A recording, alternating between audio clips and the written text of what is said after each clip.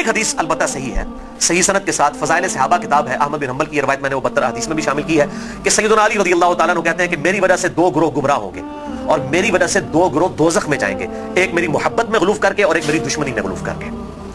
تو یہ سیدنا علی کا قول ہے، اور یہ محدثین کا پیٹ رول ہے کہ اگر کسی صحابی کا قول غیبی خبر سے متعلق ہو تو یہ امپلائیڈ ہوتا ہے کہ یہ نبی کے بتانے پر ہی موقوف ہے، یعنی نبی نے خبر دی ہے تب ان کو یہ مستقبل کی خبر پتہ ہے، ورنہ نبی کے علاوہ تو کسی کے پاس علم غیب نہیں نہ ہوتا اللہ تعالیٰ کی طرف سے، کوئی اور شخص تو یہ دعویٰ نہیں کر سکتا میرے اوپر وحی نازل ہوتی ہے۔ تو نبی کو جتنا اللہ تعالیٰ علم غیب دیتا ہے، غیب پر اطلاع دیتا ہے، وہ امت تک پہنچا دی جاتی ہے۔ تو سیدنا علی جب یہ قول بیان کر رہے ہیں تو یقیناً یہ موقوف ہے نبی صلی اللہ علیہ وسلم کے بتانے کے اوپر۔ تو یہ 2 ایکسٹریم رویے امت میں آج تک موجود ہیں۔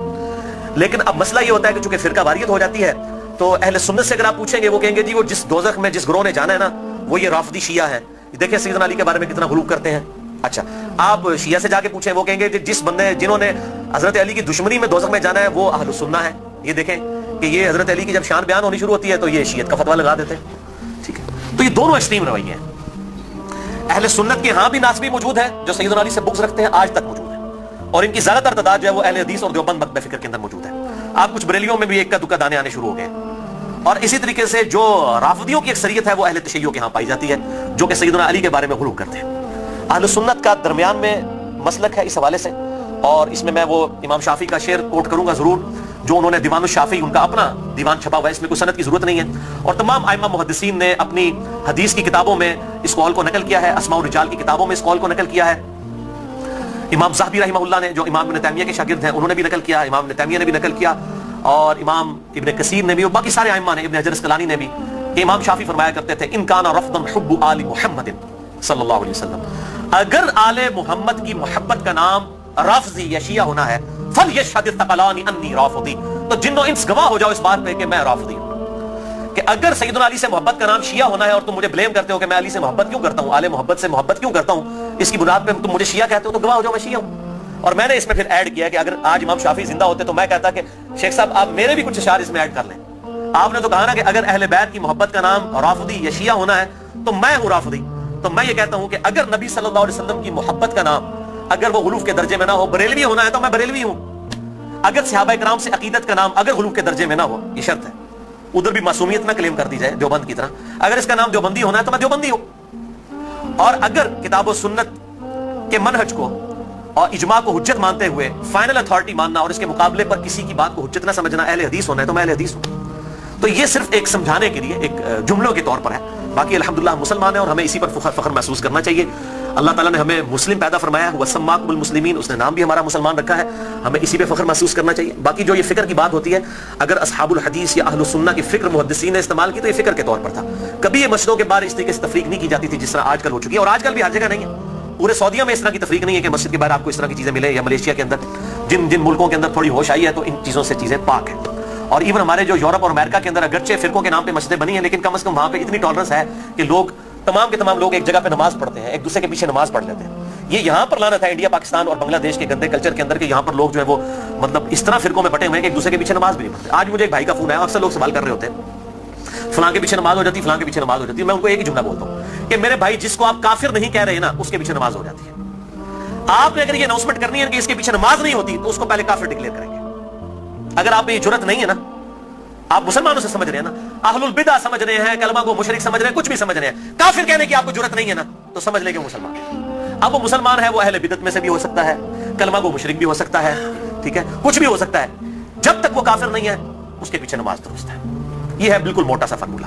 اور اگر آپ سمجھتے ہیں کہ اس طریقے سے لوگوں کو اسلام سے باہر نکالنا ہے تو میرے بھائی پھر ٹھیک ہے، آپ سعودیہ والوں کو بھی اپلیکیشن دیں کہ اہل حدیث اپلیکیشن دے دیں کہ جی بریلوی مشرک ہیں، جو بندی بھی چونکہ تقلید کرتے ہیں وہ بھی مشرک ہیں، شیعہ بھی مشرک ہیں، لہٰذا جو ہے چونکہ حرم کے اندر جو ہے وہ مشرکین کا داخلہ ممنوع ہے، لہٰذا سوائے اہل حدیث کے کسی کو حج کرنے کی اجازت نہ دی جائے، اپلیکیشن دیں۔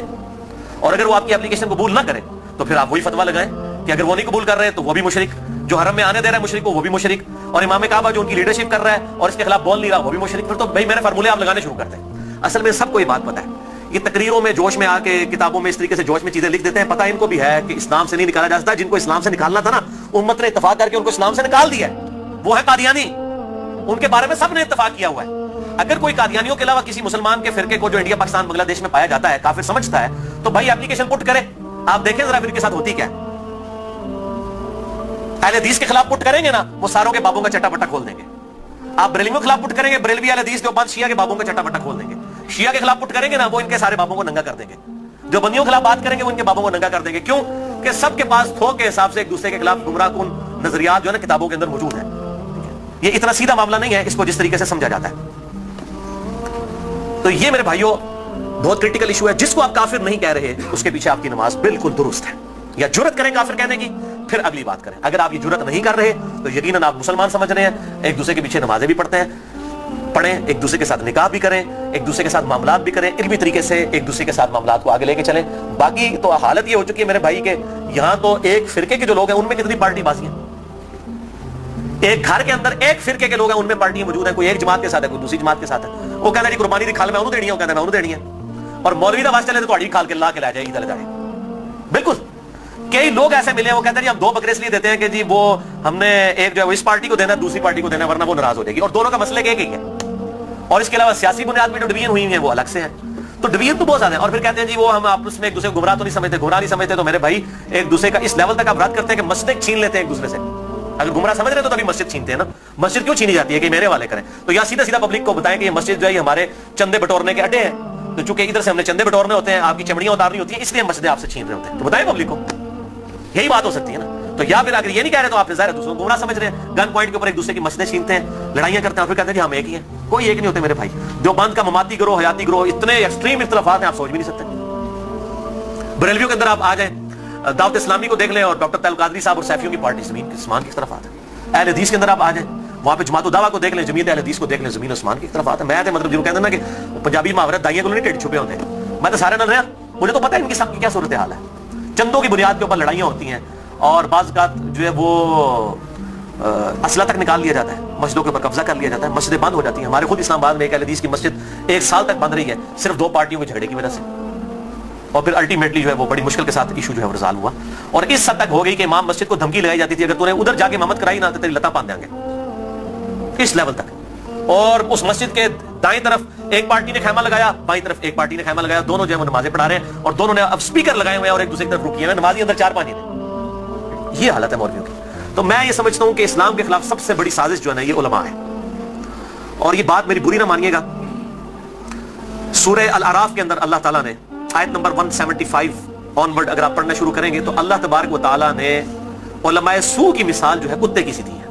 अल्लाह ताला माता है जो उलमा, बलआम बिन बाऊरा एक बहुत बड़ा आलिम था यहूदी, उसकी मिसाल अल्लाह ताला ने दी है कि इसकी मिसाल कुत्ते की सी है कि इसको कोई चीज मिलती है तब भी ये जुबान हाँफता रहता है, ना मिले तब भी हाँफता रहता है। लालची है ना, यानी कुत्ते का काम ही है कि वो लालच में जुबान बाहर निकाल के रखे, चाहे पेट भरा हुआ हो या ना हो। उलमा की मिसाल अल्लाह ताला ने कुत्ते की दी है कुरान हकीम के तरह। आप अंदाजा करें कितनी सख्त मिसाल है।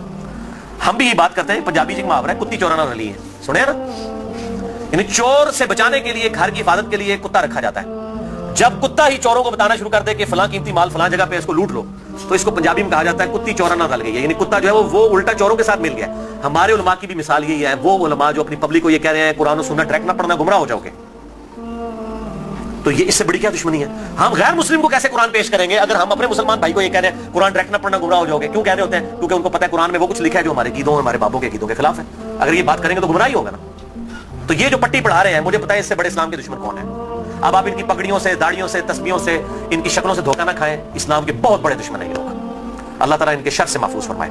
तो बात कहां से कहां निकल गई? अल्लाह ताला फरमाता है हमने माँ बाप, इनको माँ और बेटे दोनों को जहान वालों के लिए बहुत बड़ी निशानी बनाया था। इन्ना हादिही उम्मतुकुम उम्मतुम वाहिदा, ऐ नबियों के मानने वालों ये सब की सब उम्मतें, तमाम नबियों के पैरोकार और अंबिया की तालीमात एक ही थी। व अना रब्बुकुम फअबुदून, और मैं तुम्हारा रब हूं बस मेरी ही इबादत करो। यानी ईसा, मूसा, इब्राहिम, नूह अलैहिमुस्सलाम और मोहम्मद रसूलुल्लाह सल्लल्लाहु अलैहि वसल्लम ये एक ही दरख्त की शाखें हैं, एक ही दरख्त के फल हैं। ये कोई डिफरेंट तालीमात नहीं है, बुनियादी अकायद सेम है।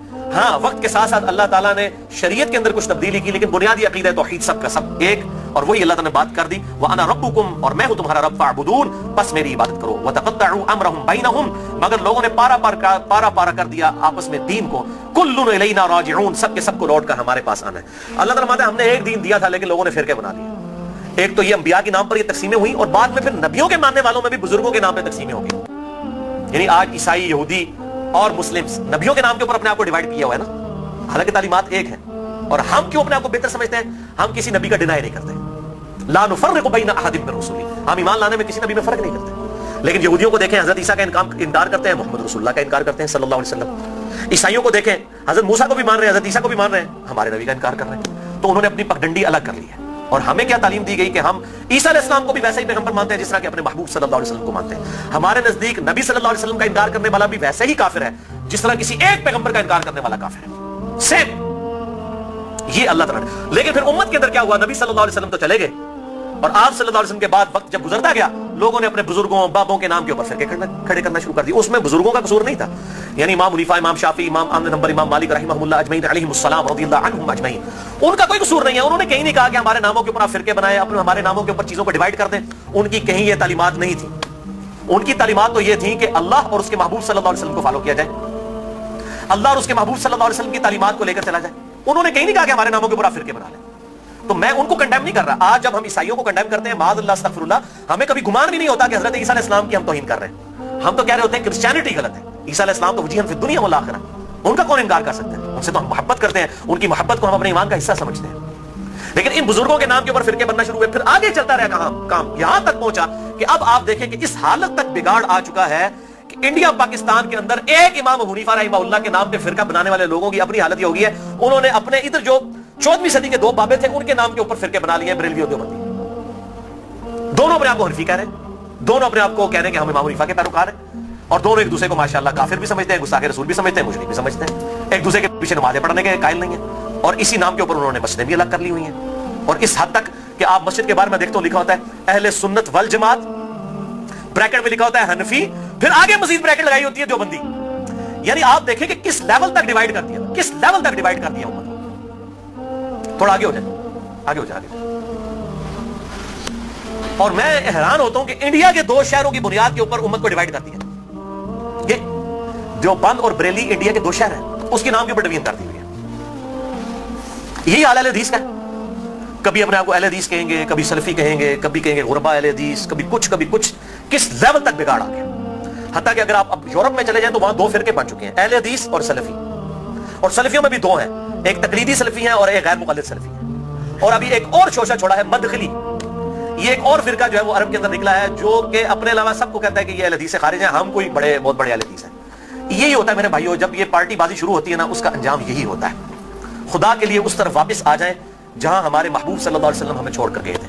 ہوا سماکم المسلمین من قبل وفی ہذا, اللہ کے پیغمبر ابراہیم علیہ السلام نے اس قرآن کے نزول سے پہلے تمہارا نام مسلم رکھ دیا تھا, اور اس کتاب میں وفی ہذا اللہ نے بھی انڈورس کر دیا اپنے آپ کو مسلمان کو. کیوں اپنے آپ کو ڈیوائیڈ کرتے ہیں, کس لیول تک ڈویژن کرو گے. پہلے کہتے تھے جی اگر ہم سنی شیعہ کی ڈویژن نہیں کریں گے تو پتہ کیسے چلے گا, چلو جی وہاں بھی مسئلہ حل ہوا. پھر آگے گئے جی نہیں, اگر ہم حنفی شافعی مالکی حنبلی اہل حدیث نہیں کریں گے پتہ کیسے چلے گا, چلو وہاں بھی مسئلہ حل ہو گیا. پھر آگے جی اہل حدیث میں بھی اتنی پارٹیاں تھیں تو ہم سلفی کہیں گے تو تب پتہ چلے گا. میرے بھائی یہ جتنی دمیں لگائی ہوئی ہیں نا, میں ان کو دمیں کہتا ہوں, یہ آپ دمیں لگاتے چلے جائیں, اس کی کوئی اینڈ نہیں ہے, سوائے اس کے کہ امام مالک رحمہ اللہ کا قول ہے, وہ فرمایا کرتے تھے اس امت کے آخری حصے کی بھی ہدایت ویسے ہی ہوگی جس طرح کے ابتدا کے حصے کی ہوئی تھی. صحابہ کرام علیہم رضوان, اہل بیت, بریلوی, دیوبندی, اہل حدیث, شیعہ, اہل سنت اس تفریق سے بہت بالا تھے. آج بھی الحمدللہ وہ مسلمان اس پیٹرن کے اوپر. مجھے کہتے ہیں لوگ جی وہ آپ کس فرقے سے ہیں, میں کہتا ہوں جی میں اس گروہ میں شامل ہوں. فرقہ تو ہے ہی اسلام میں حرام, ٹھیک ہے. اللہ تعالیٰ نے واضح طور پہ فرما دیا ہے کہ ان الذين فرقوا دينهم وكانوا شيعا لست منهم في شيء, نبی جنہوں نے دین میں فرقے بنائے اور اپنے آپ کو گروہوں میں بانٹ لیا, آپ تو ان سے کوئی تعلق ہی نہیں ہے. سورۃ الانعام آیت نمبر 159. اس طریقے سورہ آل عمران کے اندر ہے واعتصموا بحبل اللہ جميعا ولا تفرقوا, اللہ کی رسی, یعنی قرآن کو. صحیح مسلم میں آتا ہے غدیر قوم کی حدیث میں کہ یہ قرآن ہے اللہ کی رسی, اس کو مضبوطی سے پکڑ لو, فرقوں میں مت بٹو. پھر پوچھ رہے ہوتے ہیں فرقہ کون سا ہے, تو میں پھر آخر میں تنگ آ کے کہتا ہوں میرے بھائی میرا وہی گروہ ہے جو صحابہ کرام کا تھا.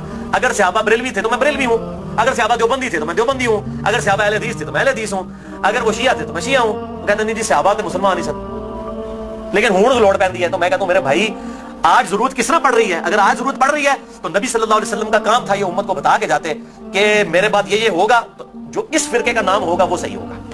بتائیں, صرف ایک بات آپ نے فرمائی, الجماعہ کو پکڑ لینا, امت کی مین سٹریم کو. اور میں آپ کو بتاؤں امت کی مین سٹریم جو ہے نا عام مسلمان, وہ فرقہ واریت سے بالکل لا تعلق ہو چکا ہے. اور خصوصاً ابھی جو نیو مسلم ہے وہ اپنے آپ کو مسلمان محسوس کرنے میں ہی فخر محسوس کرتے ہیں الحمدللہ. تو اللہ تعالیٰ ہمیں توحید پر بھی کاربند رکھے اور توہین رسالت سے بھی بچائے, نبی صلی اللہ علیہ وسلم کی سچی عقیدت نصیب فرمائے, اپنی موت سے پہلے اپنی قبر و آخرت کی تیاری کرنے کی توفیق عطا فرمائے. سبحانک اللہم و بحمدک اشہد ان لا الہ الا انت استغفرک و اتوب الیک وما علینا الا البلاغ المبین.